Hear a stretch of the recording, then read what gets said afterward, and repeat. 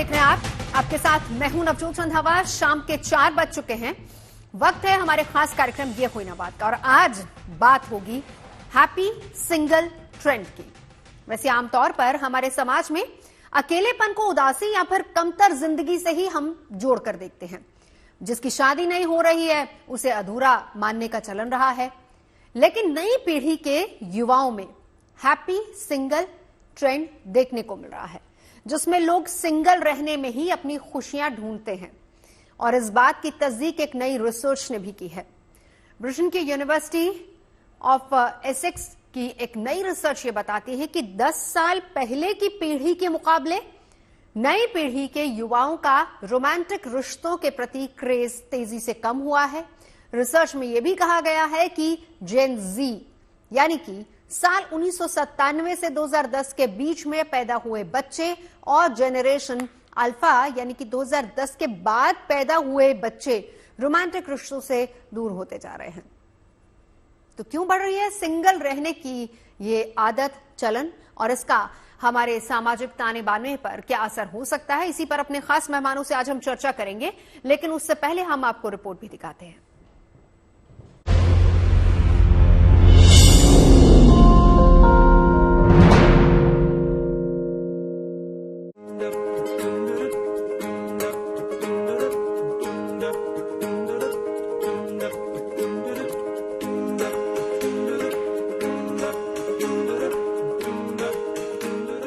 Britain की एक university का कहना है कि इश्क के किस्से में अब नौजवानों के हिस्से की मोहब्बत पहले वाली नहीं रही। नई जनरेशन में अब न इश्क का जुनून बचा है, न मोहब्बत को जिंदगी बना लेने का शौक बाकी बचा है। ब्रिटेन की इस यूनिवर्सिटी ने जब नई जनरेशन के दिल को टटोला तो पता चला कि जेन जेड और जनरेशन अल्फा कही जाने वाली पीढ़ी के दिल में रोमांटिक रिश्तों की स्पेस अब उतनी नहीं है जितनी किसी जमाने में इस उम्र के नौजवानों में हुआ करती थी। सर्वे में ये बात भी सामने आई कि वक्त के साथ युवाओं के जज्बात बदल गए हैं और दिल के हालात बदल गए हैं। एक ब्रिटिश स्टडी के अकॉर्डिंग जेन जी के लोग न सिर्फ शादी से दूर हैं बल्कि रोमांस से भी दूर भागे चले जा रहे हैं। ये लोग अकेला रहना ज्यादा पसंद करते हैं। इसका एक बड़ा रीजन है इनका इंडिपेंडेंट नेचर और करियर ओरिएंटेड माइंडसेट। ये जनरेशन पर्सनल फ्रीडम और ऑटोनॉमी को बहुत इंपॉर्टेंस देती है। ब्रिटेन की यूनिवर्सिटी ने जिन युवाओं के दिल को टटोला है वो पीढ़ी या तो 1997 के बाद की पैदाइश है या फिर ज्यादातर का जन्म 2010 में हुआ है। मतलब यूनिवर्सिटी ने ये जानने की कोशिश की है कि 14 साल से लेकर 27 साल के लिए रिलेशनशिप की परिभाषा आखिर है क्या। सर्वे में जो बात सामने आई है उसके मुताबिक 14 से 27 साल के युवाओं में सिंगल रहने का क्रेज बढ़ा है। ये पीढ़ी रिश्तों के बंधन में बंधना नहीं चाहती और इसके लिए उनके पास अपने तर्क हैं। हद तक सही है, आदमी गैजेट्स में बिजी रहता है कि अगर आप देखा जाए तो असाइनमेंट सब चीज़ें आपको ऑनलाइन अवेलेबल मिल जाती है, स्टडी मटेरियल आपका ऑनलाइन है। और जो ये हैप्पीली सिंगल वाला है वो ऐसा इन्फ्लुएंसिंग जो है, आज का माहौल ऐसा है कि जितने तरह के अभी देखा जाए तो एक ट्रेंड है अल्फा मेल का, टॉक्सिक मैस्कुलिनिटी, गिगा चैट करके चल रही हैं चीज़ें।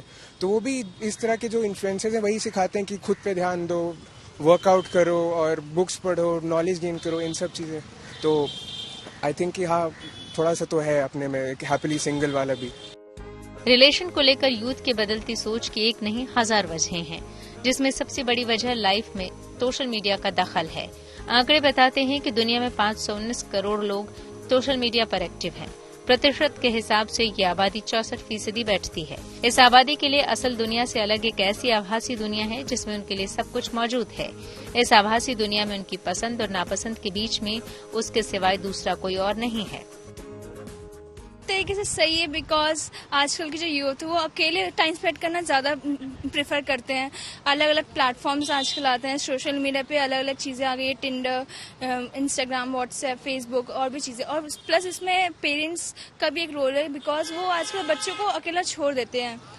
वो ज़्यादा ध्यान नहीं देते अपने बच्चों पे कि वो क्या कर रहे हैं क्या नहीं कर रहे हैं। उन्हें मतलब वो अपनी लाइफ में बहुत ज़्यादा बिजी हैं कि वो अपने बच्चों पे ध्यान ही नहीं दे पाते हैं आज के लिए। ये चीज़ जो है वो एक तरीके से सही सही भी है और गलत भी है। गलत इसलिए क्योंकि जैसे हमारी बढ़ती टेक्नोलॉजी वगैरह है जिसमें फ़ोन्स वगैरह इन सब चीज़ों का ज़्यादा यूज़ होता है एंड मतलब बहुत सी ऐसी प्लेटफॉर्म्स आ गए जहाँ अपना टाइम यूटिलाइज कर सकते हैं। यूटिलाइज भी नहीं मतलब वेस्ट ही होता है एक तरीके से। इंस्टाग्राम वगैरह इन सब चीज़ों में मोस्टली आजकल का जो यूथ है वो इन्हीं सब चीज़ों में है एंड मतलब कहीं ना कहीं ये चीज़ मेरे हिसाब से गलत है क्योंकि ऐसे में हम ना अपने पेरेंट्स के साथ ज़्यादा इन्वॉल्व हो पाते हैं एंड ना अपने फ्रेंड्स के साथ ज़्यादा इन्वॉल्व हो पाते हैं। सिंगल रहना और रोमांटिक रिश्तों से दूरी की एक बड़ी वजह और है, और वो ये कि पिछले कुछ सालों में जिंदगी जीना पहले से कहीं महंगा हुआ है। यही नहीं, परिवार की जिम्मेदारी उठाना भी अब पहले जैसा आसान नहीं रह गया है। ऐसे में रिलेशन के बंधन में बंधने के बजाय आज का यूथ सिंगल रहकर अपनी आजादी सेलिब्रेट करने पर ज्यादा यकीन कर रहा है। तो मैं भी 1 साल पहले तक सिंगल ही था। उसके पहले चीजें थी, कुछ चीजें होती हैं, बाकी सामने वाले पे डिपेंड करता है कितना वो वेल हैंडल कर पाता है सिचुएशंस को। सो हाँ, सामने वाले पे डिपेंड करता है। तकनीक ने भले ही आज हमारी रोजमर्रा की जिंदगी आसान की हो, लेकिन इसी डिजिटल दुनिया ने हमारी जिंदगी की डेफिनेशन भी पूरी तरह बदल दी है। रिलेशन के बजाय युवाओं के लिए करियर ज्यादा अहम हो गया है और सिंगल रहकर जिंदगी जीना उन्हें ज्यादा आसान लगता है। जरूरी है कि हम उन्हें समझाएं और उनके पर्सपेक्टिव्स को भी समझें, पर कहीं ना कहीं एक बैलेंस्ड पर्सपेक्टिव रखना बहुत जरूरी है। कभी कभी तो हम रेकमेंड करते हैं कि वो काउंसलिंग और थेरेपी से भी अपने आप के लिए एक क्लैरिटी लेके आए। ब्रिटेन की यूनिवर्सिटी के सर्वे का सच भले कड़वा हो, लेकिन ये रिसर्च हकीकत के काफी करीब है। डिजिटल दुनिया और एआई के दौर में लोग एक दूसरे से कनेक्ट तो हैं, लेकिन सामाजिक तौर पर यह कनेक्टिविटी खोखली है। नई जनरेशन के लिए परिवार का दायरा माता पिता तक सिमट गया है। यारी दोस्ती सोशल मीडिया की हद तक रह गई है और रील्स ने जीवन की रियलिटी को बदल दिया है। यही वजह है कि नई जनरेशन के पास इश्क तक की फुर्सत नहीं है और आज वो अकेलेपन को सेलिब्रेट करने के लिए मजबूर हैं। Bureau report, good news today. और ये ट्रेंड 16 से 27 साल की उम्र के युवाओं में बहुत ज्यादा देखा जा रहा है और ये वो जनरेशन है जो 90s के गाने भी सुनती है। और उन्हीं में से एक गाना मुझे याद आ रहा है, अकेले हैं तो क्या गम है। तो हमारा आज का शो भी बिल्कुल यही है, अकेले हैं तो क्या गम है। उसको कहीं ना कहीं उस फलसफे को आज की युवा पीढ़ी अपनी जिंदगी में ढालने की कोशिश कर रही है। खास मेहमान हमारे साथ जुड़ चुके हैं। चर्चा की शुरुआत करते हैं। Doctor Anshuman, health strategy expert, हमारे साथ जुड़ चुके हैं। डॉक्टर ज्योति कपूर, सीनियर डायरेक्टर हैं, साइकेट्रिस्ट भी हैं मानसली से। डॉक्टर निशा कुछ ही देर में हमारे साथ जुड़ेंगी और Leslie Tripathi, social media influencer, हमारे साथ इस वक्त जुड़ चुकी हैं। अब युवाओं की बात हो रही है तो शुरुआत लेस्ली आप ही से बनती है। अकेले हैं तो क्या गम है, क्या सोच है ये युवाओं की? Yes ma'am, thank you so much for inviting me. Ma'am, ये सही है कि आजकल हम बहुत बिजी हैं, हम ट्रैवल कर रहे हैं, सेल्फ इम्प्रूवमेंट के चक्कर में बहुत लगे पड़े हैं। सेल्फ लव चाहिए, मम्मी पापा का ख्याल रखो, स्पिरिचुअलिटी बनी रहे एंड बस माइंड फ्रेश रहे। We don't want any tension. So हम ना रिलेशनशिप के चक्कर में आपको ऐसा क्यों लगता है रिलेशनशिप टेंशन है? आपको ऐसा क्यों लगता है? आपके पेरेंट्स देखिए, मदर फादर दोनों एक दूसरे, अगर दोनों साथ में नहीं हो तो परिवार चल ही नहीं सकता। लेकिन ये जनरेशन कह रही है कि हम सिंगल हैं और हम अकेले जिंदगी जी लेंगे। क्या इसके पीछे की सोच है? मैम, पहले एक रोड मैप था कि स्कूल जाओ, फिर कॉलेज जाओ, फिर उसके बाद शादी करो, बच्चों का ख्याल रखो। अभी ये सब रिस्पॉन्सिबिलिटी और नहीं मन अच्छा लगता है कि अपने करियर पे ध्यान दो, इम्प्रूव करो और नाम कमाओ और पैसे कमाओ, मम्मी पापा का ख्याल रखो, परिवार का ख्याल रखो एंड खुद अच्छे दिखो, अपना मेंटल हेल्थ ठीक रखो एंड सोशल मीडिया के लिए कंटेंट बनाओ। टाइम नहीं है कुछ करने के लिए, बिकॉज रिलेशनशिप्स के लिए, बिकॉज रिलेशनशिप्स क्या है ना, 2 दिन के बाद उसमें ना खटास आ जाती है, थोड़ी बहुत फाइट्स हो जाती है, बहुत टॉक्सिक हो जाते हैं रिलेशनशिप्स एंड ना वो उससे ना जो लेट्स से कि अगर ब्रेकअप भी होता है ना, उसके चक्कर में ना 6-7 महीने हम इमोशनली ड्रेन्ड हो जाते हैं। तो आजकल ना हमें एक अवेयरनेस आ गई कि भाई हमें नहीं चाहिए इमोशनल ड्रेनेज। हम अभी खुश है, बस फ्रेंड्स है आसपास जो हमें समझते हैं। आज के फ्रेंड्स बहुत अंडरस्टैंडिंग है, मॉम डैड भी बहुत अंडरस्टैंडिंग है, रिलेटिव्स भी बहुत अंडरस्टैंडिंग है। तो हम पे कोई प्रेशर नहीं है और शादी का, और अगर शादी करना है तो तभी देखा जाएगा आगे जाके। There are lot of people we can adopt या IVF, सरोगेसी। तो ऐसे ना आजकल लग रहा है कि सिंगल भी हम बच्चे संभाल सकते हैं। थोड़ा लाइफ बदल गया है, पेरेंट्स भी बहुत अंडरस्टैंडिंग हो गए। बेसिकली तो क्या हमसे है वो कि जो मैं मोटा मोटा समझ पाई हूं वो ये है कि जिंदगी का फलसफा बदल गया है। आप जिम्मेदारियां नहीं चाहते हैं, फाइनेंशियली आप चाहते हैं कि इंडिपेंडेंट हो। फिर उसके बाद अगर फैमिली रिस्पॉन्सिबिलिटी लेनी है तो क्यों ना पेरेंट्स की ले ली जाए, अपने माता पिता की ले ली जाए। और उसके बाद आपको लाइफ में बहुत कुछ करना भी है, उसके लिए आप नहीं चाहते किसी तरह का स्ट्रेस हो। और कहीं ना कहीं आपकी जनरेशन को ये लगता है कि रिलेशनशिप में जाके स्ट्रेसफुल लाइफ ज्यादा होती है, वो स्ट्रेस ज्यादा है रादर देन रिलैक्सिंग। अगर मैं गलत नहीं हूं तो इसको सम अप करें तो। I totally agree ma'am, totally agree. चलिए हमारे साथ डॉक्टर अंशुमन जुड़ चुके। डॉक्टर साहब, अकेले हैं तो क्या गम है, कभी सोचा था कि जनरेशन ये भी कहेगी कि हमें जरूरत ही नहीं है पार्टनर की? मतलब ये सोशल मीडिया के जमाने में हम कहें कि उसका कहीं ना कहीं असर है, या जिम्मेदारियां नहीं लेना चाहता है यूथ आज का? बिल्कुल आपने सही कहा। देखिए, सोशल मीडिया जो डिजिटल कर लो दुनिया मुट्ठी में जब हुआ, तो ये कन्विंस कर दिया कि virtual world is the real world. इनको कन्विंस कर दिया इस जनरेशन को, एक काल्पनिक दुनिया में जीने की आदत डाल दी। जबकि नेचुरल थ्योरी ऑफ इवोल्यूशन देखें कि इंसान जब आगे बढ़ा तो दो ही जेंडर की बात हुई थी, मेल फीमेल, चाहे प्लांट हो, पशु पक्षी हो, इंसान हो। दोनों जेंडर एक दूसरे के पूरक होते थे। वो चाहे मैरिज की परंपरा जब आई थी, जब हंटेरियन कल्चर था तो मैरिज की परंपरा नहीं थी तो भी, लेकिन पूरक एक दूसरे के थे। अब इसको मोनोगमी, लिविंग रिलेशनशिप और गे, लेस्बियन इसमें कन्वर्ट कर दिया गया। ये अगेंस्ट नेचर है। इसका रिजल्ट मिलेगा, अभी नहीं, 15-20 साल रुक जाइए। मेडिकल साइंस की नजरिए से बता रहा हूं, इसका रिजल्ट बहुत जल्दी आना है। जहां तक बात है रेस्पॉन्सिबिलिटी नहीं लेने की, अगर रिलेशनशिप में आने से रिस्पॉन्सिबिलिटी की प्रॉब्लम हो रही है, एक उदाहरण के तौर पे बताता हूं। अगर सड़क में फ्रिक्शन ना दिया जाए और टायर में फ्रिक्शन नहीं दिया जाए तो गाड़ी स्किड करेगी, एक्सीडेंट होगा। सिमिलरली पुराने जमाने में जो लेस्ली तो बच्ची हैं, इन्होंने नहीं देखा होगा, चाकू की धार जब घिस जाती थी ना तो उसको रेक माल से घिसा जाता था फिर से तेज तर्रार करने के लिए। आज की लाइफ हेडोनिस्टिक लाइफ इसको बोलते हैं, सुखवाद की जिंदगी। ब्रेन में एक लिम्बिक सिस्टम है, डोपामिन रिलीज होता है। इस डोपामिन की क्रेविंग के लिए ये सारा सिस्टम चालू हुआ है जो क्षणिक है। आपने जैसे alcohol, cigarette, sex, pornography, shopping, social media, इसमें आपको वही रिलीज होता है जो कोकेन में और इन सब में रिलीज होता था। मैरिज या कम्युनिटी बॉन्डिंग या फैमिली बॉन्डिंग सेरोटोनिन रिलीज करता है। सेरोटोनिन एक संतोष देता है, कंटेंटमेंट देता है। ये लाइफ हटती जा रही है, हैप्पीनेस की लाइफ, हेडोनिस्टिक लाइफ आ रही है। अमेरिका इस दौर से गुजर चुका, इसलिए आपने देखा होगा अमेरिका में सुसाइडल रेट बहुत बढ़ा। जापान गुजरा, वहां सुसाइडल रेट बढ़ा। अब गवर्नमेंट वहां इंसेंटिव दे रही, शादी करो, घर बसाओ। कोरिया भी गुजर रहा है इसमें। कोरिया के में सबसे बड़ी वजह जो मैंने वहां जब मैंने बात की, उन्होंने कहा फाइनेंशियल प्रॉब्लम, मतलब इतने पैसे नहीं है कि हम घर बसा सकें। यहाँ तो वो इशू तो यहाँ भी है, वो इशू तो हमारी सोसाइटी में भी है। चलिए एक बार डॉक्टर ज्योति कपूर को मैं इंक्लूड कर लेती हूँ। डॉक्टर साहब, आप एक साइकेट्रिस्ट भी हैं, क्या मनस्थिति है अगर आपने ये पूरी खबर भी देखी, आपने लेस्ली की बात भी सुनी, क्या समझ में आता है, किस तरह की सोच उभर रही है युवाओं में? Thank you Navjot. और कोइंसिडेंटली कल ही मैं एक व्यक्ति से मिली, मेरे एक क्लाइंट हैं 42 ईयर ओल्ड और वो सिंगल हैं। और जब हम एक्सप्लोर कर रहे थे कि उनकी प्रॉब्लम्स, जो कि फिजिकल प्रॉब्लम्स थी, कि क्या कारण हो सकता है, उन्होंने कहा जब भी मैं किसी डॉक्टर के पास जाती हूँ वो सोचते हैं कि क्योंकि मेरी शादी नहीं हुई है इसलिए मुझे तनाव है, इसलिए मुझे ये फिजिकल प्रॉब्लम है। तो हम जनरली सिंगल होने को तनाव से जोड़ देते हैं। लेकिन जो लेस्ली कह रही हैं और जो हम ट्रेंड्स देख रहे हैं वो बड़े क्लियर हैं। देखिए, सोसाइटी जो है वो इवॉल्व करती है अपनी जरूरतों के हिसाब से, चीजों के हिसाब से।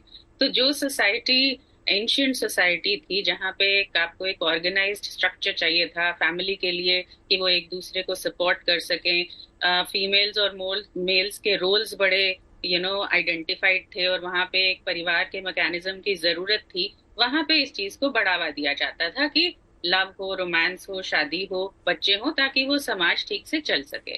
धीरे धीरे जैसे ये रोल्स चेंज हुए हैं, अब आपको एक परिवार को चलाने के लिए एक मेल फीमेल, एक कपल जिसमें एक घर का ख्याल रखे और दूसरा बच्चे का ख्याल रखे, या बड़े लोगों का ख्याल रखे, ऐसी जो ऑर्गेनाइजेशन है ये अब जरूरी नहीं रही है। और क्योंकि ये जरूरी नहीं रही है इसलिए इस चीज की भी जरूरत अब इतनी ज्यादा नहीं रही है। आमतौर पर देखा जाए तो लव एक सोशल कॉन्सेप्ट है, जबकि सेक्स या इंटीमेसी या इमोशनल इंटीमेसी की जरूरत जो होती है वो एक फिजिकल कॉन्सेप्ट है। कहने का मतलब ये है कि हम फेरी टेल्स देखते हैं, हम लोगों की कहानियां सुनते हैं और उनको इकट्ठे खुश देखते हैं तो हम अट्रैक्ट होते हैं कि हम भी इसी तरीके का जीवन जीना चाहते हैं। लेकिन जब हम ये चीजें इसके उलट देख रहे होते हैं कि लोग इकट्ठे रह के खुश नहीं हैं, कि लोग इकट्ठे होते हैं तो उनमें दबाव या तनाव बढ़ रहा है, तो कहीं ना कहीं एक कमिटमेंट फोबिया आने लग जाता है। और आदमी, क्योंकि ये चीज अब मेरे लिए अट्रैक्टिव नहीं रही है और ये समाज के लिए भी जरूरी नहीं रही है, तो आप उससे डिटैच होने लग जाते हो। तो आई थिंक ये सोसाइटी का इवोल्यूशन है। हम एक तरफ जाते हैं, फिर उसके कॉन्सिक्वेंसेस को देखते हैं, फिर बैलेंस बनाने की कोशिश करते हैं। So this is pretty natural और हम ये देख रहे हैं ट्रेंड डेवलप्ड कंट्रीज से डेवलपिंग कंट्रीज। बिल्कुल डॉक्टर निशा, अभी आप हमारे साथ अभी जुड़ी हैं, लेकिन हमने अपनी स्टोरी में बहुत सारे युवाओं से बात की और उनमें से कुछ युवाओं का ये कहना था कि इसके लिए पेरेंट्स भी जिम्मेदार है। अब वो दो तरह की इश्यूज हैं।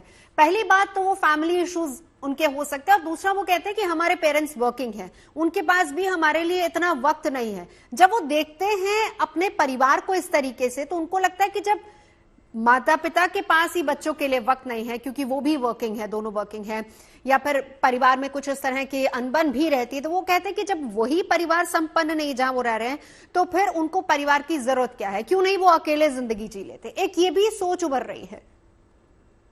देखिए, बिल्कुल मैं इस बात से सहमत हूँ। पेरेंट्स का इन्फ्लुएंस बच्चों की जिंदगी पर पड़ता है और अगर पेरेंट्स की हैप्पी मैरिज नहीं है तो बच्चे भी आज के दौर में आई वुड से मैरिज नहीं करना चाहते हैं, डिले मैनेज करना चाहते हैं। अगर वो घर में देखते हैं कि मदर जो है हाउसवाइफ है और उसके करियर को इम्पोर्टेंस नहीं दी जाती तो स्पेशली वुमेन और जो फीमेल्स हैं वो और करियर ओरिएंटेड हो जाती हैं। साथ ही साथ अगर आप देखिए, मैं बहुत सारे मैरिटल डिस्प्यूट्स देखती हूँ तो आजकल पेरेंट्स भी ये बोलते हैं कि हम नहीं चाहते कि हमारा बच्चा हमारी तरह किसी बैड मैरिज में जाए। इफ अगर मेरे पास बेटी है या बेटा हूं तो मैं उसे बोलूंगा कि रिलेशनशिप्स बनाओ और अगर शादी करनी है तो बहुत बाद में डिसाइड करो। अगर यू कांट इमेजिन, पेरेंट्स आजकल बच्चों को बोलते हैं have protective sex, no problem, but choose the partner wisely. Maybe हमारे समय में हम पार्टनर्स को वाइजली चूज नहीं कर पाए, हमने प्यार में अंधे होकर शादी कर ली, तो ये सब चीजें, या हमने पेरेंट्स के दबाव में आकर शादी कर ली, तो कहीं ना कहीं पेरेंट्स भी आजकल जो है वो बहुत बार बच्चों को ये बोलते भी हैं। आई डोंट नो, मैंने बहुत सारे पेरेंट्स को देखा है अपने बच्चों को ये गाइड करते हुए। साथ ही साथ जैसे आपने बोला कि अगर पेरेंट्स में अनबन है तो डेफिनेटली बच्चे को लगता है कि यार मेरे पेरेंट्स के रिलेशनशिप अच्छा नहीं है तो शादी is not a good option, maybe live in is the option और maybe having an affair is an option. शादी करेंगे नहीं करेंगे वो वक्त के बाद देखा जाएगा। और साथ ही साथ जैसे आपने बोला हम मटेरियलिस्टिक वर्ल्ड में रह रहे हैं तो आजकल सबका गोल जो हो गया है वो करियर ओरिएंटेड हो गया है।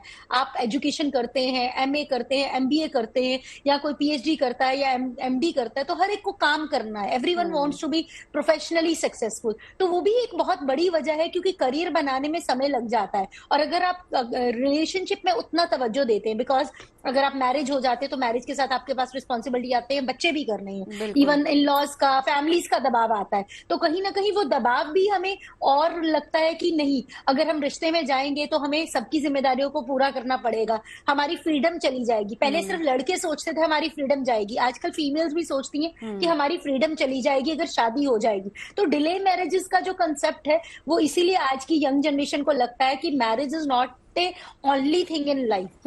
करियर भी बनाना है, मुझे अपने पर्सनल गोल्स को भी पूरा करना है, मुझे ट्रेवल करना है, मुझे कोई अपने ड्रीम्स हैं चीजें। क्योंकि पहले जमाने में अगर देखा जाए तो फीमेल को भी बोला जाता तुम्हारे जितने सपने हैं वो शादी के बाद आप अपने पूरे कर सकती हैं, या जैसे ससुराल का एनवायरनमेंट होगा वैसे आप उन चीजों को देखिएगा। बट आज की डेट में पेरेंट्स भी बोलते हैं ठीक है अच्छी एज है अभी आप अपना एंजॉय कर सकते हैं, और बच्चे भी यही चाहते हैं। तो ये एक बहुत बड़ा रीजन है। इकोनॉमिक रीजंस भी बहुत मेजर रोल प्ले करते हैं। People are very ambitious. बच्चे, आज की यंग जनरेशन एम्बिशियस भी है, बहुत सारी चीजें करना चाहती है और रिस्पॉन्सिबिलिटी से दूर भागती है, अकाउंटेबिलिटी को लेना नहीं चाहता। तो वो एक, क्योंकि शादी एक जिम्मेदारी है और वो जिम्मेदारी में परिवार आते हैं। लेकिन फिर देखिए, अगर उस जिम्मेदारी को जेन-ज़ी नहीं लेना चाह रही है तो इसका मतलब उनको लगता है कि वो उसको सही तरीके से निभा नहीं पाएंगे, तो एक वो सोच भी सही है। लेकिन लेस्ली, मैं आपके पास आना चाहूंगी, फाइनेंशियल इंडिपेंडेंट और करियर अनस्टेबिलिटी, ये कितना बड़ा फैक्टर है कि जेनजी को लगता है कि हमें पार्टनर की जरूरत नहीं है? एक्चुअली ये थिंकिंग है कि बीइंग अ गर्ल और a person of this generation, हमें सोसाइटी बाउंड ना करे कि इतना कमाओ और किसी परिवार में शेयर करो, और वहां पे भी चेंज बहुत रहता है। सो हम अपनी आजादी या अपनी लाइफ के गोल्स किसी के हाथ में नहीं देना चाहते। पहला होता था कि लड़की को कहते थे तुझे जो भी सब जगह जाना है, जो भी कुछ करना है, आगे तेरे हस्बैंड के परमिशन से करना। तो अभी वी आर लाइक ये मेरी लाइफ है, मैं अपनी जिंदगी की जो कहते हैं ना डोर किसी के हाथ में नहीं देना चाहती हूँ। I will earn, I will travel. अब जो इंडिपेंडेंस का जो दौर चला है, बेसिकली क्या है ना, हमने अपने मॉम्स, ग्रैंड मॉम्स सबको देखा है, उनके बहुत सारे ड्रीम्स आगे नहीं जा पाए, they could not fulfil their dreams. तो हमें अगर चांस मिलता तो हम सोचते भाई हमें तो कोई पाबंदी नहीं चाहिए, I will fulfil my dreams. And मेरे पास वो आजादी है, सोसाइटी में आजादी है या हमारे परिवार में आजादी है, जिनके पास है वो कर रहे हैं। They are not letting anybody जो दबा के रखने के लिए, क्योंकि बहुत few lucky women in the world आजादी में घूमे हैं after marriage, but after marriage mostly women थोड़े से दब गए हैं, उनके ड्रीम्स सब बंद हो गए। कहते हैं बस दे कीप क्राइंग। हम जब अपने मॉम्स को देखते हैं, ग्रैंड मॉम्स को देखते हैं, मौसी किसी को देखते हैं, हम सोचते भाई हमें ऐसा नहीं चाहिए, मैं तो किसी को अलाउ नहीं करूंगी मुझे ऐसे कुछ करे। अच्छा लेस्ली, ये बताइए कि ये सोच मेल फीमेल दोनों में बराबर है, या फिर मेल सिर्फ ऐसा सोचते हैं या सिर्फ फीमेल ऐसा सोचती हैं? अगर मेल्स का गवर्नमेंट जॉब्स है तो they don't mind getting married and everything, मगर अगर उनका ऐसा स्टेबल जॉब्स क्या बात है, पूरी प्रैक्टिकल बात आप कर रही हैं, एकदम प्रैक्टिकल बात आपने की। इसका जवाब तीनों एक्सपर्ट से मैं लेना चाहूंगी। लेस्ली अपनी बात पूरी कर लीजिए पहले आप।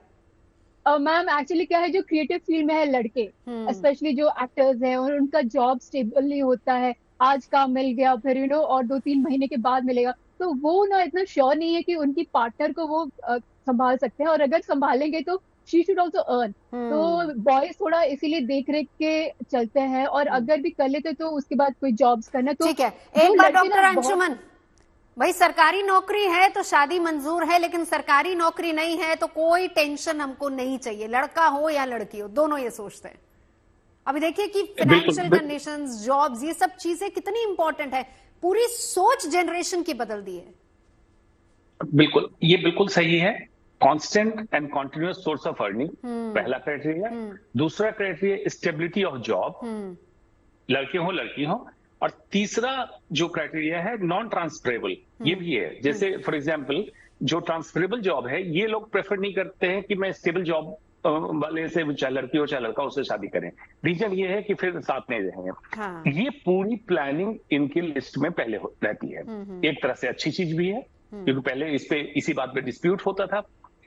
उसके बाद भी इतना हैंडसम अमाउंट ऑफ इनकम चाहिए जिससे घर दोनों का कंट्रीब्यूशन होता है, इंक्लूडिंग ईएमआई कैलकुलेशन और सारा कुछ, ये चल जाए। ये पूरा कैलकुलेशन करके अब मैरिज की प्लानिंग हो रही है। हाँ। जिसमें लड़के लड़की दोनों, इरेस्पेक्टिव ऑफ मैटर कह सकते हैं, जेंडर, इससे कोई फर्क नहीं पड़ता, दोनों इसमें। और डॉक्टर साहब, आपकी नजर में, मैं एक पर्सनल राय अगर आपकी लेना चाहूँ, आपकी नजर में ये सही है या गलत है? आपको क्या लगता है? बहुत समझदार है, मतलब सोच समझ के स्टेप्स उठा रहे लोग। मैं यही बता रहा हूं, मेरे ऊपर के जनरेशन में ये होता था, जब रिटायरमेंट का जो भी पीपीएफ या क्या बोलते थे मिलता था, हाँ। तब लोग घर खरीदते थे। हमारे जनरेशन ने किया, ईएमआई पे घर खरीद लिया, हाँ। 35 साल की उम्र में। हाँ। और अब जो जनरेशन है शादी से पहले चाहता है सारी स्टेबिलिटी। एक तरह से कहिए, हर इस समय मानिए कि नेक्स्ट जनरेशन प्रीवियस जनरेशन से स्मार्टर होता है, इसको एक्सेप्ट करना चाहिए। जी जी, एक बार डॉक्टर इस मामले में तो ठीक है, एक बार डॉक्टर ज्योति, डॉक्टर ज्योति, इन्हीं सवालों पर आपका रिएक्शन, आपका जवाब। और आपको क्या लगता है कि ये जनरेशन पूरा हिसाब किताब, बही खाता एकदम लिख के सेटल करके फिर आगे बढ़ती है? नवजोत, हमें इस बात को नजरअंदाज नहीं करना चाहिए कि जो हम डिस्कशन कर रहे हैं उसके दो पहलू हैं। एक रोमांस की, क्या हम रोमांस के लिए रेडी हैं? दूसरा कमिटमेंट की, क्या हम कमिटमेंट के लिए रेडी हैं? तो जो स्टडीज हैं और जो हम देख रहे हैं उसमें ये भी देख रहे हैं कि लोग रोमांटिकली भी इन्वॉल्व नहीं होना चाह रहे हैं। हाँ। रही बात कमिटमेंट की, तो ऑफकोर्स कमिटमेंट का मतलब ये हो जाता है कि आप जिस तरह की जिंदगी जीना चाहते हैं, आप जो लाइफस्टाइल जीना चाहते हैं, वो शादी के बाद बदले नहीं। और वो ना बदले, इसके लिए जरूरी हो जाता है कि जैसे हम हेडोनिस्टिक बात कर रहे हैं, इंडिविजुअलिस्टिक सोसाइटी की बात कर रहे हैं, तो हम चाहते हैं कि हमारा जो करियर है, ग्रोथ है, हमारा जो फाइनेंशियल इंडिपेंडेंस है वो अफेक्ट ना हो। तो इस सब के चलते लाजमी है कि आप ये सारी चीजें कैलकुलेट करेंगे। इनफैक्ट प्री मैरिटल काउंसलिंग हम लोग जो करते हैं, हम इन चीजों को लेकर आते हैं, क्योंकि पहले जो रोल्स होते थे वो एक तरीके से डिफाइंड होते थे, उसमें कोई कंफ्यूजन नहीं था कि लड़की वहीं जाएगी जहां लड़का कहेगा। आज की डेट में ये है नहीं, और अगर ऐसा है नहीं, इनफैक्ट फॉर दैट मैटर आप बच्चों की बात करें, बहुत सारे कपल हैं जो आज के टाइम में सोच रहे हैं कि नहीं वो बच्चे नहीं चाहते। बिल्कुल बिल्कुल। अगर वो चलिए शादी डॉक्टर से पहले ये डिस्कस नहीं करेंगे तो बाद में कॉन्फ्लिक्ट आएगा। लेस्ली हमारे साथ मौजूद है। डॉक्टर निशा के पास आऊं उससे पहले जरा लेस्ली, डॉक्टर ज्योति ने बड़ा अच्छा मुद्दा उठाया था कि रोमांटिकली भी आज की जनरेशन इन्वॉल्व होना नहीं चाहती है। मैम एक्चुअली जैसे डॉक्टर ज्योति ने कहा, डॉक्टर अंशुमन ने कहा, निशा मैम ने कहा, everybody has hit the point कि आजकल क्या हो रहा है कि हमारे पास ना टेंशन और नहीं ले पा रहे लाइफ में, पता नहीं इतना मतलब ये जो लव रिलेशनशिप है ये भी टेंशन वाला मामला है। हाँ जी, क्योंकि क्या हो रहा है कि मम्मी पापा थोड़ा डांट दे तो हम सह लेते हैं क्योंकि चलो मम्मी पापा है, बट हमारे बॉयफ्रेंड ये सब कोई कुछ बोले तो हमें लगेगा भाई ओके इतना क्या इश्यू बना रहे हो, और वो क्या ना बहुत सुना भी देते हैं, तो हमें लगता है कि भाई मुझे नहीं चाहिए तेरा रिलेशनशिप, घर पे रहे, मुझे नहीं चाहिए ये सब रिलेशनशिप। तो चलो अभी वो वही डिटैचमेंट हो गया है कि हमें किसी को इतना आंसरेबल नहीं होना है। मैं जो भी करती हूँ मैं सही कर रही हूँ, if you don't understand me go. Doctor Nisha सुन रही हैं आप? देखिए किसी तरह का स्ट्रेस नहीं चाहिए, ये जो रिलेशनशिप है ये अपने आप में एक स्ट्रेस है, एक बर्डन हो गया है जनरेशन के लिए। हाँ देखिए ये इस उम्र में स्पेशली टीनेज की जब उम्र होती है तो अट्रैक्शन और इन्फेचुएशन होना आम बात है। और आजकल की जनरेशन को इस बात का पता है कि जब मैं किसी के साथ इन्फेचुएशन में हूँ या रिबाउंडिंग के रिलेशनशिप में हूँ, मेरा ब्रेकअप हुआ है और उस वक्त मुझे सहारे की जरूरत है और मैंने किसी और इंसान से साथ रिश्ता बना लिया है, तो उसे पता है कि वो लॉन्ग टर्म के लिए कमिटमेंट नहीं चाहता। अगर आप सबको पता हो तो एक टर्म आता है सिचुएशनशिप, जिसमें कमिटमेंट नहीं करते हैं बट वो लोग एक रिलेशनशिप में होते हैं और बहुत सारे बाकी सब चीजें होती हैं। तो आज की जनरेशन जो है वो अगर शादी का फैसला लेना चाहती है वो सोच समझ कर लेना चाहती है। उन्हें पता है मुझे अगर फिजिकल इंटीमेसी चाहिए तो मुझे कोई पार्टनर चाहिए, मुझे कोई इमोशनल इंटीमेसी चाहिए तो मुझे कोई पार्टनर चाहिए। तो ऐसे में हो सकता है ये पार्टनर कल्चर वाइज मेरे से मैच ना करता हो, एजुकेशन वाइज मेरे से मैच ना करता हो सकता है ये पार्टनर जो है मेरी जो फैमिली उसे पसंद ना करे या मेरी फैमिली उस रिश्ते के लिए माने ना, रिलीजन अलग हो सकता है। तो बहुत सारे फैक्टर्स रोल प्ले करते हैं। तो ये एक बहुत बड़ा रीजन है, क्योंकि आज की जनरेशन को भी ये लगता है कि अगर लॉन्ग टर्म में है, हो सकता है वक्त के साथ हम मेच्योर होते हैं, हम इम्प्रोवाइज होते हैं, तो हो सकता है मेरी पसंद बदल जाए। जरूरी नहीं आज जो पार्टनर मुझे समझ रहा है। We also as a therapist says give time to a relationship for 1 से 1.5 साल का, 1 से 15 महीने का से 18 महीने तक का समय दीजिए एक रिश्ते को दूसरे रिश्ते को समझने के लिए, और आप अपने आप पर भी ध्यान दीजिए। तो ये बहुत बड़े फैक्टर्स हैं। एक मिनट डॉक्टर निशा, देखिए बड़ी अच्छी बात डॉक्टर निशा ने कही है लेस्ली की, साल से 1.5 साल तक अगर आप किसी के साथ रिलेशनशिप में रहते हैं तभी आप कोई स्टेप बड़ा उठा सकते हैं। तो क्या इतना वक्त भी आप लोग के लिए काफी नहीं है, या आपको लगता है कि इतने वक्त में भी इतनी अनबन हो जाती है कि आप इतना वक्त भी टॉलरेट नहीं कर पाएंगे? मैम कभी कभी ऐसे होता है कि लगता है कि बस if we are answerable, we are only answerable to our mom, dad and God. Partner वार्टनर छोड़ो, वो हमें नहीं समझते, हम उनको सेकंड चांस भी नहीं देते कि लेकिन वो ज्यादा सुलझाव करे। अगर आजकल ना वो एक्चुअली कोई किसी को ज्यादा समझने के लिए टाइम भी नहीं ठीक है। थोड़ा तो सा बातचीत जरूरत है, जो बेसिक नीड है उसको पूरी करने के लिए आपको क्या लगता है, क्या अकेले काफी हैं आप? जी लाइफ में फ्रेंड्स है, मॉम डैड है, गॉड है। पर फ्रेंड्स के साथ भी तो अनबन होती है। हाँ, फिर दूसरे फ्रेंड्स हैं, फिर ये फ्रेंड्स के साथ हम 6 महीने के बाद पैचअप कर लेते हैं। फ्रेंडशिप में चलता है, बट रिलेशनशिप में ब्रेकअप के बाद कोई और रिलेशनशिप में आ जाता है तो वहां पे बुरा लगता है, कि पीछे पड़ गई है। वो सब टैग्स किसी को नहीं चाहिए, स्टॉकिंग मी ये सब होता है, फिर वो ब्लॉक करते। पता नहीं रिलेशनशिप बहुत सेंसिटिव हो गया है। फ्रेंडशिप्स का क्या है, वो कुछ दिनों बाद ना हम इमोशनली कनेक्ट कर लेते हैं। फ्रेंडशिप्स एक वे में मम्मी पापा का रिलेशनशिप के बाद आ जाता है, बट ये जो बाकी रिलेशनशिप्स है वो हैंडल करना बड़ा मुश्किल है। प्लीज बहुत सारे लोग नहीं कर पा रहे और कुछ लोग बहुत आसानी से करते हैं। और कुछ लोग हम जैसे हम हैंडल नहीं कर सकते तनाव। तो क्या आपको लगता है कि इसके पीछे सोशल मीडिया एक बड़ा कारण है, क्योंकि सारी जरूरतें आपकी सोशल मीडिया पूरी कर ही रहा है? हाँ, या एक्चुअली इन अ वे हम देख भी रहे हैं, हमारे एक्सपेक्टेशन भी बढ़ रहे हैं, स्टैंडर्ड्स भी रेज हो रहे हैं। हाँ। लड़कों को लेके कि इतने अंडरस्टैंडिंग ये लड़का है, लेट्स से कि अगर हमें कोई किसी ने दिखा दिया और दीपिका का हाथ पकड़ा Ranveer Singh, Ranveer Kapoor is so caring to Alia, तो वी आल्सो एक्सपेक्ट कि हमें भी इतना केयरिंग लड़का मिले। बट ये भी है कि पर इच्छाएं नहीं गई है, देखिए नहीं इच्छाएं नहीं गई हैं, मतलब उन सपनों में अभी भी आप जी रहे हैं। हाँ, वो हाई स्टैंडर्ड्स हो गए, मगर वैसे हाई स्टैंडर्ड्स मिलते नहीं है, उनको भी वही चाहिए कि ये लड़की भी वैसे बने, तो ये ऐसे होके हम पीछे। डॉक्टर अंशुमन, अब कहाँ जा रही है सोसाइटी? आज से 10 साल बाद कहाँ देखेंगे हम अपनी सोसाइटी को? जी, लेस्ली ने बिल्कुल सही कहा। देखिए, expectation step by step ladder pattern में बढ़ता जा रहा है, और इसके पीछे की वजह है वर्चुअल वर्ल्ड जो सोशल मीडिया पे दिख रहा है, एक्चुअली सच नहीं है। जिनका भी नाम में ले रहे हैं सेलिब्रिटी का, वो घर में कैसे रहते हैं किसी को नहीं मालूम होगा, लेकिन मीडिया में कैसे दिखते हैं ये मालूम है। लेकिन क्या nature, human physiology, human body या हमारा सिस्टम ये अलाउ करता है नेचुरली? Answer is no. हमें कहीं ना कहीं इसको एक कॉम्प्रोमाइजिंग या बैलेंसिंग सिचुएशन में लाना पड़ेगा, जिसमें दोनों का तालमेल जरूरी है।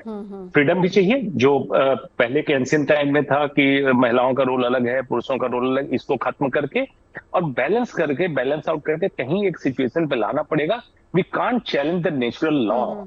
लेकिन वही बात है ना, बिल्कुल। लेकिन डॉक्टर ज्योति, देखिए डॉक्टर अंशुमन बात तो सही कह रहे हैं, पर अब देखिए कि जहां एक तरफ हम कह सकते हैं कि रिलेशनशिप प्रेशर है, रिलेशनशिप स्ट्रेस है, वहीं दूसरी तरफ स्ट्रेस और प्रेशर इस बात का भी है कि हमें फाइनेंशियली इंडिपेंडेंट होना है। दूसरी तरफ रिस्पॉन्सिबिलिटीज नहीं ले सकते हैं क्योंकि गुंजाइश ही नहीं है, आपके पास कोई गुंजाइश है ही नहीं है। क्यों? क्योंकि आप करियर ओरिएंटेड भी हैं, आप एम्बिशियस भी हैं, सारी चीजें पूरी करनी है। तो ये एक तरीके से कहीं ना कहीं, मैं अगर वही सवाल आपसे करूं कि सोसाइटी अब कहां जा रही, कहां जा रहा है यूथ? आज से 10 साल बाद कहां देखेंगे हम? नवजोत और मैं बीच में जब लेस्ली की बात सुन रही थी तो मैं महसूस कर रही थी कि बहुत सारे बच्चे लेस्ली जैसे ही मेरे पास आते हैं और हम डिस्कस करते हैं। बिकॉज देखिए, जब हम रोमांटिक रिलेशनशिप की बात करते हैं उसमें एक बहुत इमोशनल इन्वेस्टमेंट चाहिए, जबकि जब हम फ्रेंडशिप्स की बात करते हैं वहां पे दायरे ज्यादा खुले हैं। सो लाइक शी सेड, वहां पे आपसे एक्सपेक्टेशंस लिमिटेड हैं। जब हम रोमांस की बात कर रहे हैं, कमिटमेंट की बात कर रहे हैं, हम एक्सक्लूसिविटी की बात कर रहे हैं। और जब आप एक्सक्लूसिवली किसी के साथ होते हो तो आप उस व्यक्ति से बहुत कुछ चाहते हो और आपको देना भी बहुत कुछ पड़ता है। And it's a total form of investment की, जैसे कि आपने किस बैंक में खाता खोलना है, उसमें सारे पैसे डालने हैं तो आप सोच समझ के डालोगे।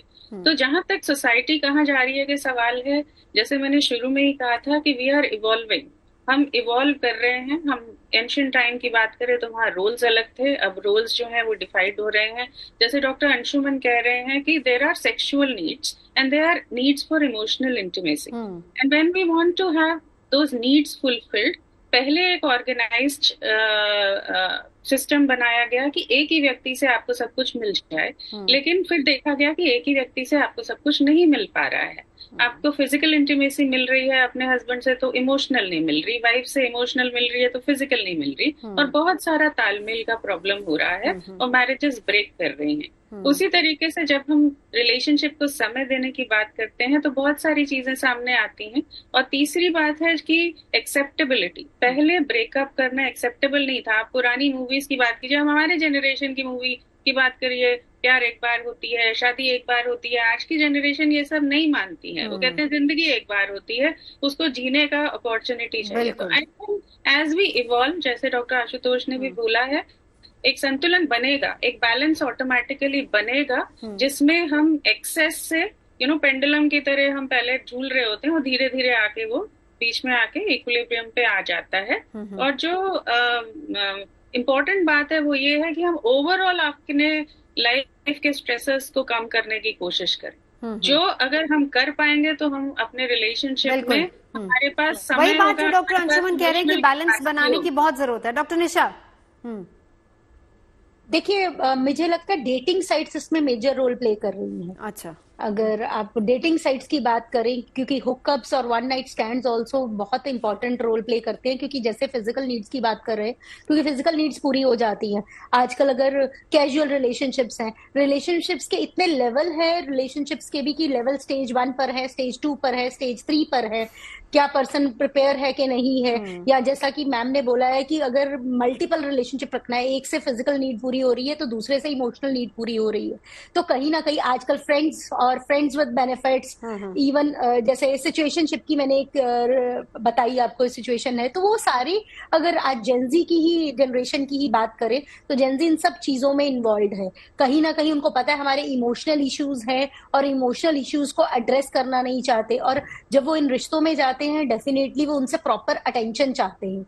और कई बार ऐसा होता है कि एक ब्रेकअप होने के बाद वो थेरेपिस्ट की क्लिनिक में आ जाते हैं कि मेरा ब्रेकअप हो गया है, इवन मुझे पता था कि ये रिलेशनशिप मेरा इतना सीरियस रिलेशनशिप नहीं है, बट स्टिल वो थेरेपिस्ट की क्लिनिक में आते हैं क्योंकि वो उसके साथ इमोशनली इन्वॉल्व होते हैं। देखिए, दुनिया में कोई भी रिश्ता बनाते हैं मोस्टली, इवन हम ये भी बोला जाता है कि emotional intimacy is more danger to a marriage as compare to a physical intimacy. Physical intimacy से उबरा जा सकता है, तो जब बच्चे फिजिकल इंटीमेसी में भी जाते हैं, ऑब्वियस है टाइम साथ में स्पेंड करते हैं, तो धीरे धीरे वो इमोशनली भी इन्वॉल्व हो जाते हैं, जिसकी वजह से उनको लगता है कि ब्रेकअप से उभरना अपने आप में एक टास्क है। और इतनी सारी प्रॉब्लम्स हैं, कॉलेज का काम करना है, फ्यूचर के बारे में सोचना है, घर वालों की इच्छाओं को पूरा करना है, अपने एम्बिशंस को पूरा करना है, तो इन सब के साथ क्योंकि एडजस्टमेंट नहीं बन पाता तो बेटर है सिंगल रहें, डिले मैरिज करें, नहीं भी मैरिज हो। और साथ में अगर हम बोले आज की जनरेशन में सिर्फ आगे हम हेटेरोसेक्सुअल रिलेशनशिप की बात करते थे, तो होमोसेक्सुअलिटी ऑल्सो एक मेजर रोल प्ले करती है। आजकल बच्चे आते हैं जो बोलते हैं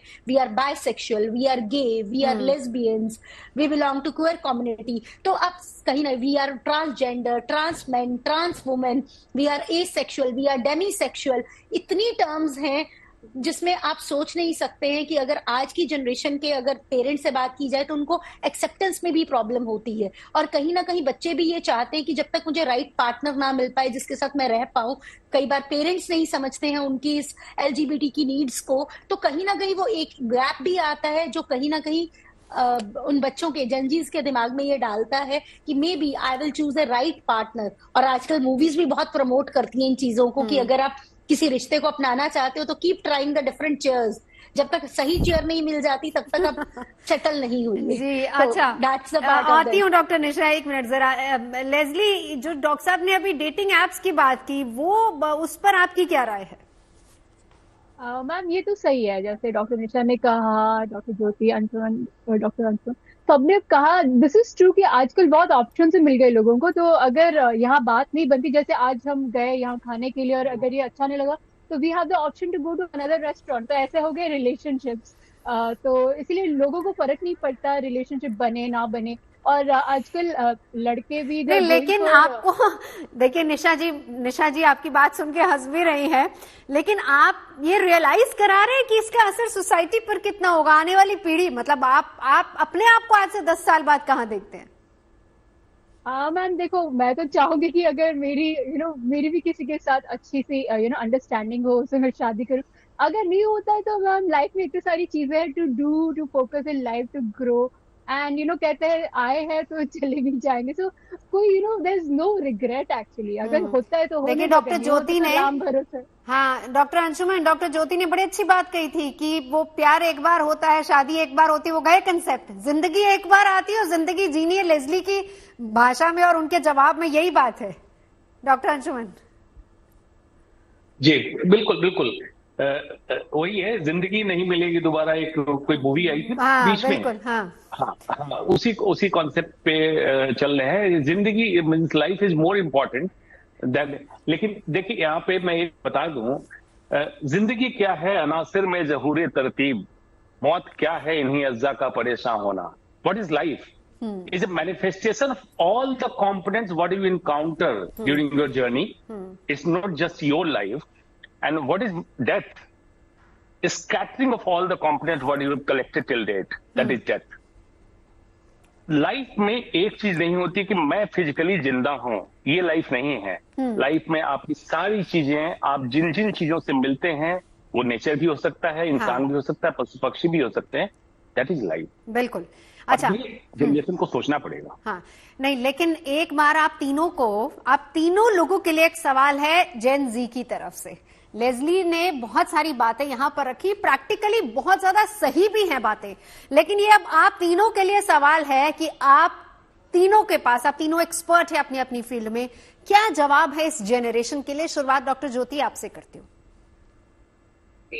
जैसे मैं शुरुआत से कहती आ रही हूँ, ये एक प्रोसेस ऑफ एवोल्यूशन है और हमें ओवरऑल अपनी लाइफ में स्ट्रेस कम करने की जरूरत है, क्योंकि हमारे पास एक प्याला है, एक ग्लास है। अब उस ग्लास की एक सर्टेन कैपेसिटी है, उसमें क्या क्या भर लेंगे, तो हमें प्रायोरिटाइज करने की जरूरत है।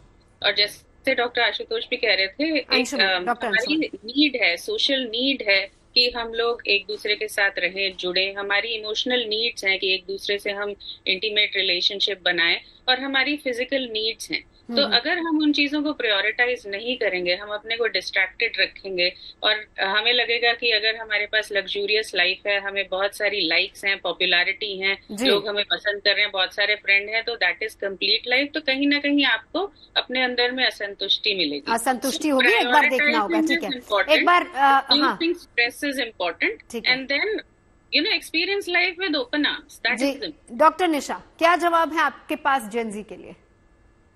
देखिए, जनजीज को वर्क लाइफ बैलेंस मैं बोलती हूँ वो जरूरी है। रिश्ते बनाइए, शादी भी करिए, पर शादी को जिंदगी का हिस्सा समझिए। देखिए, लाइफ का गोल है mutual happiness and mutual prosperity, और वो आपके पूरे बैलेंस लाइफ में होना चाहिए, चाहे वो करियर की फील्ड हो, चाहे रिलेशनशिप की फील्ड हो, चाहे वो सोशल सर्कल की नीड हो, और चाहे आपकी अपनी हेल्थ की बात हो। और अगर ये दिमाग में है कि शादी जो रिश्ते जो है वो हमारे ऊपर बंधन का काम करते हैं, तो गलत है।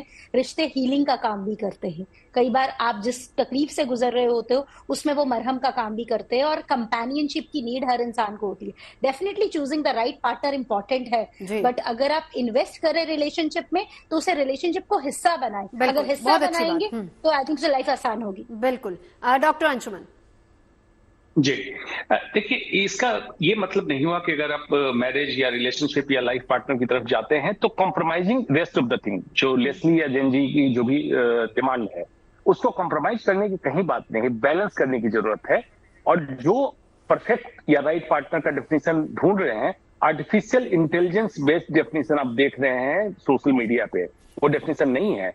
नेचुरल इवॉल्व जो सिस्टम करेगा उसका डेफिनेशन बिल्कुल अलग है, उसको एक्सेप्ट करें। ठीक है, इन्वेस्टमेंट है, रिश्ते एक इन्वेस्टमेंट है और उनमें भी वक्त देने की जरूरत है। आप तीनों खास मेहमान और साथ ही साथ लेस्ली, आपने जेन जी का पक्ष यहां पर रखा है, इसके लिए बहुत बहुत शुक्रिया।